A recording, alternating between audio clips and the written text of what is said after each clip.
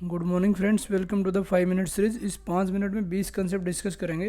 पहले बात करते हैं पॉलिटी की। इलेक्शन कमीशन ऑफ इंडिया अभी काफ़ी न्यूज़ में है क्योंकि इसका एक पैनल गठित करने की बात चल रही है गवर्नमेंट के द्वारा।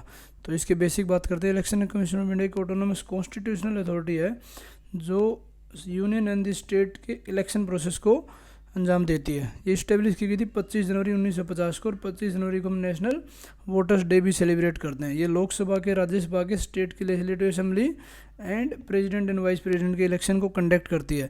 पंचायत और म्यूनिसिपैलिटी का इलेक्शन कंडक्ट करना इलेक्शन कमीशन ऑफ इंडिया का काम नहीं। ये स्टेट इलेक्शन कमीशन एक सेपरेट कॉन्स्टिट्यूएंट बॉडी है जो 73rd और 74th अमेंडमेंट के तहत गठित की गई थी। 324 और 329 से लेकर इसके पूरी इलेक्शन और इस कमीशन को कैसे इस्टेब्लिश किया गया उन मैटर के साथ में डील करता है। स्ट्रक्चर की बात करते हैं। ओरिजिनली सिर्फ एक ही इलेक्शन कमिश्नर था, लेकिन 1989 में इसको एक मल्टी मेंबर बना दिया गया।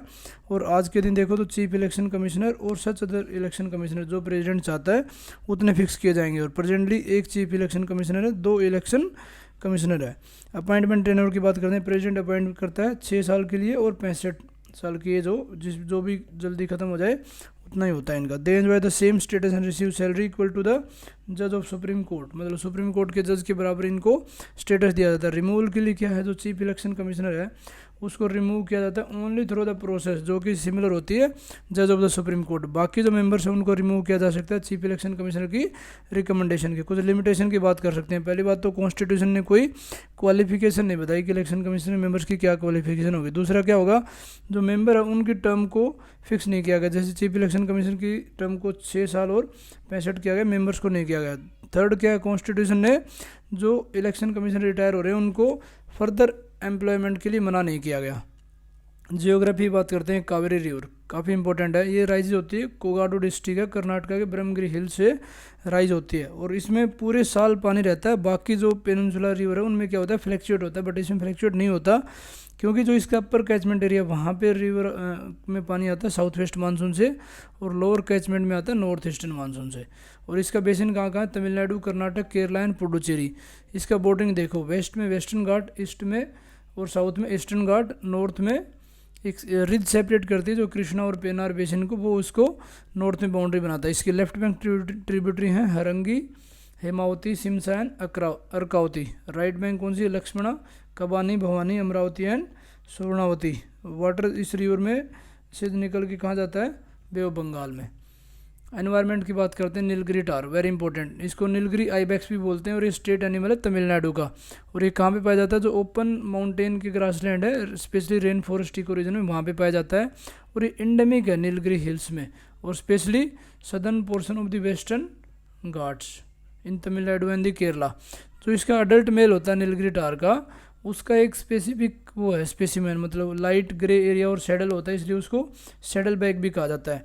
जो मुकुर्ती नेशनल पार्क है तमिलनाडु में, काफ़ी इंपॉर्टेंट, इसको पहले बोला जाता है नीलगिरी टार नेशनल पार्क। यहाँ पे स्पीसीज़ को प्रोटेक्ट किया जाता है, और यहाँ पे की स्टोन स्पीसीज है, मतलब अगर इसको रिमूव कर दोगे तो बाकी स्पीसीज का भी नुकसान हो जाएगा।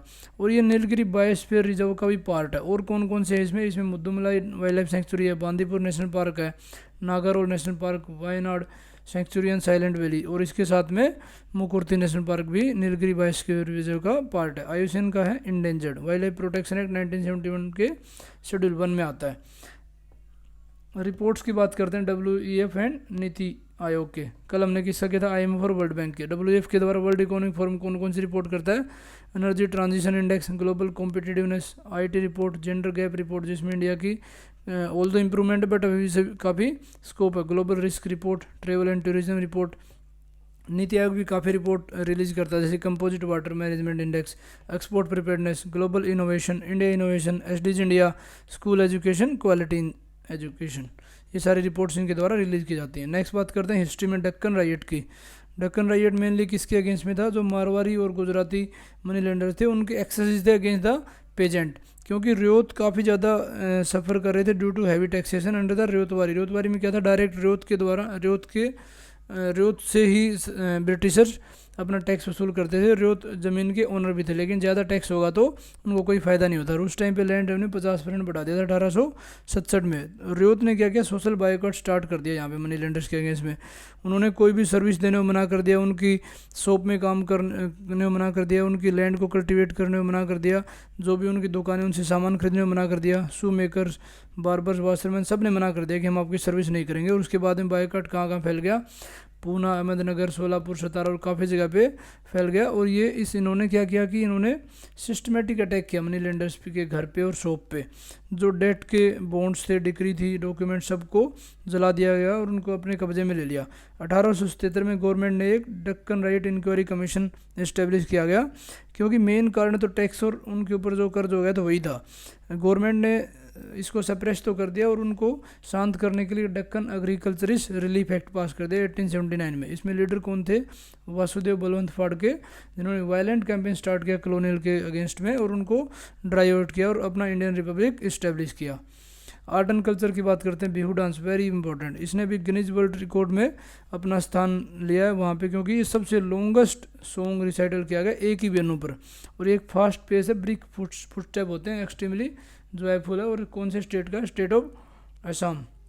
ये 3 एग्रीकल्चर फेस्टिवल सेलिब्रेट करता है, जैसे रंगोली, बोहाग बिहू बोलते हैं, माघ बिहू, अंदिकटी बिहू। ये पार्टिकुलर मंथ में सेलिब्रेट किया जाता है, किसके द्वारा, यंग मैन एंड वीमेन दोनों। और कैसे, ग्रुप में सेलिब्रेट होता है। जो बिहू म्यूजिक होता है उसमें कौन से इंस्ट्रूमेंट है, ड्रम एंड दी फ्लूट। ये जो एग्रीकल्चर और यहाँ पे सेलिब्रेट करते हैं मेनली फर्टिलिटी और लव को सिम्बलाइज करता है, और मेनली स्प्रिंग के अराइवल, और जितनी क्रॉप को बारिश की ज़रूरत होती है उसको भगवान को खुश करने के लिए इसको सेलिब्रेट किया जाता है। हिस्टोरिकल सिग्निफिकेंस की बात कर सकते हैं कि मेनली 9th सेंचुरी में तेजपुर दरांग रीजन में इसको बनाया जाता है। उसके बाद में 14th सेंचुरी की इंस्क्रिप्शन में भी इसका नाम है। तो चैनल को लाइक करें, शेयर करें, सब्सक्राइब करें। Thank you for watching.